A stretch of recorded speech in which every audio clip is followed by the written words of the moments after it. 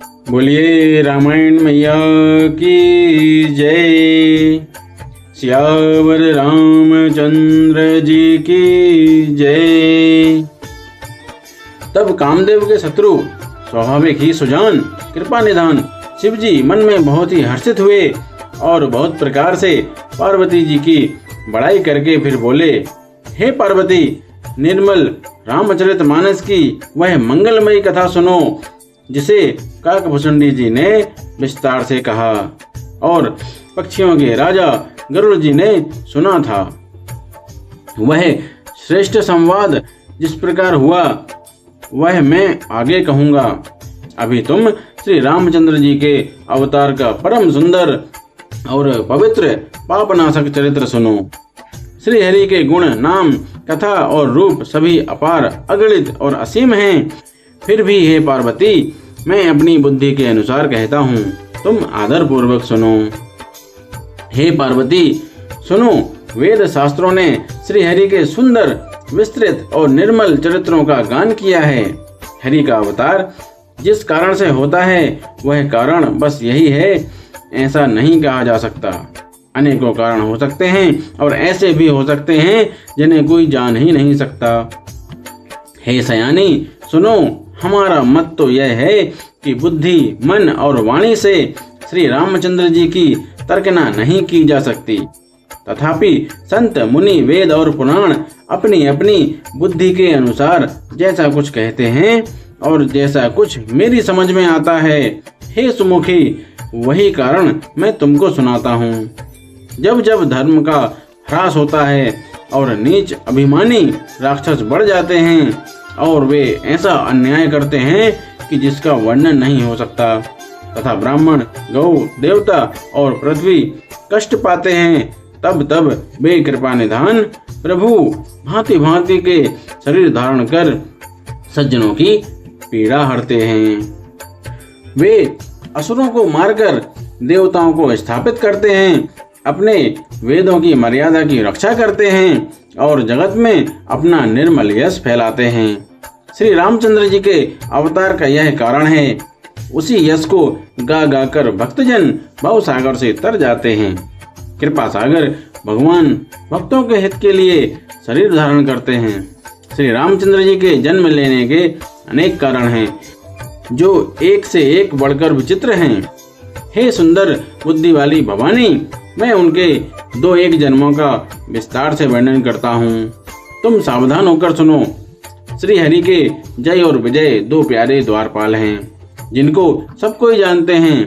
उन दोनों भाइयों ने ब्राह्मण सनकादि से साप से असुरों का तामसी शरीर पाया। एक का नाम था हिरण्यकश्यपु और दूसरे का हिरण्याक्ष। ये देवराज इंद्र के गर्भ को छुड़ाने वाले सारे जगत में प्रसिद्ध हुए। वे युद्ध में विजय पाने वाले विख्यात वीर थे। इनमें से एक हिरण्याक्ष को भगवान ने बराह सुअर का शरीर धारण करके मारा।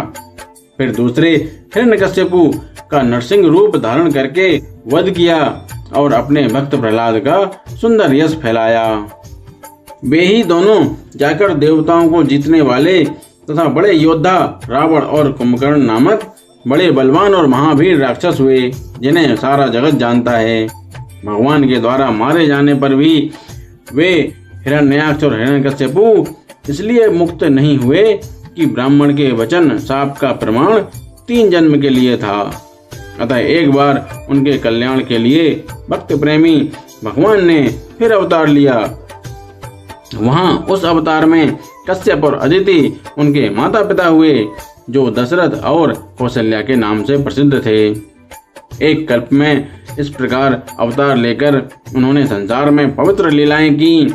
एक कल्प में सब देवताओं को जलंधर दैत्य से युद्ध में हार जाने के कारण दुखी देखकर शिवजी ने उसके साथ बड़ा घोर युद्ध किया, पर वह महाबली दैत्य मारे नहीं मरता था। उस दैत्यराज की स्त्री परम सती बड़ी ही पतिव्रता थी। उसी के प्रताप से त्रिपुरासुर जैसे अजय शत्रु का विनाश करने वाले शिवजी भी उस दैत्य को नहीं जीत सके। प्रभु ने छल से उस स्त्री का व्रत भंग कर देवताओं का काम किया। जब उस स्त्री ने यह भेद जाना तब उसने क्रोध करके भगवान को श्राप दिया। लीलाओं के भंडार कृपालु हरि ने उस स्त्री के श्राप को प्रमाण्य किया, स्वीकार किया। वही जलंधर उस कल्प में रावण हुआ, जिसे श्री रामचंद्र जी ने युद्ध में मारकर परम पद दिया। एक जन्म का कारण यह था जिससे श्री रामचंद्र जी ने मनुष्य देह धारण किया। हे भरद्वाज मुनि, सुनो, प्रभु के प्रत्येक अवतार की कथा का कवियों ने नाना प्रकार से वर्णन किया है। एक बार नारद जी ने शाप दिया, अतः एक कल्प में उसके लिए अवतार हुआ। यही बात सुनकर पार्वती जी बड़ी चकित हुई और बोली कि नारद जी तो विष्णु भक्त और ज्ञानी हैं। मुनि ने भगवान को श्राप किस कारण से दिया? लक्ष्मीपति भगवान ने उनका क्या अपराध किया था? हे पुरारी शंकर जी, यह कथा मुझसे कहिए। मुनि नारद के मन में मोह होना बड़े आश्चर्य की बात है। तब महादेव जी ने हंसकर कहा, ना कोई ज्ञानी है ना मूर्ख। श्री रघुनाथ जी जब जिसको जैसा करते हैं वह उसी क्षण वैसा ही हो जाता है। याज्ञवल्क्य जी कहते हैं, हे भारद्वाज, मैं श्री रामचंद्र जी के गुणों की कथा कहता हूँ, तुम आदर से सुनो। तुलसीदास जी कहते हैं, मान और मद को छोड़कर आवागमन का नाश करने वाले श्री रघुनाथ जी को भजो। हिमालय पर्वत में एक बड़ी पवित्र गुफा थी। उसके समीप ही सुंदर गंगा जी बहती थीं। वह परम पवित्र सुंदर आश्रम देखने पर नारद जी के मन को बहुत ही सुहावना लगा। पर्वत, नदी और वन के सुंदर विभागों को देखकर नारद जी का लक्ष्मीकांत भगवान के चरणों में प्रेम हो गया। भगवान का स्मरण करते ही उन नारद मुनि के जो शाप उन्हें दक्ष प्रजापति ने दिया था और जिसके कारण वे एक स्थान पर नहीं ठहर सकते थे, गति रुक गई और मन के स्वाभाविक ही निर्मल होने से उनकी समाधि लग गई। नारद मुनि की यह तपोमयी स्थिति देखकर देवराज इंद्र डर गया। उसने कामदेव को बुलाकर उसका आदर सत्कार किया और कहा कि मेरे हित के लिए तुम अपने सहायकों सहित नारद जी की समाधि भंग करने को जाओ। यह सुनकर मीनध्वज कामदेव मन में प्रसन्न होकर चला। इंद्र के मन में यह डर हुआ कि देवर्षि नारद मेरी पुरी अमरावती का निवास राज्य चाहते हैं। जगत में जो कामी और लोभी होते हैं वे कुटिल कौवे की तरह सबसे डरते हैं।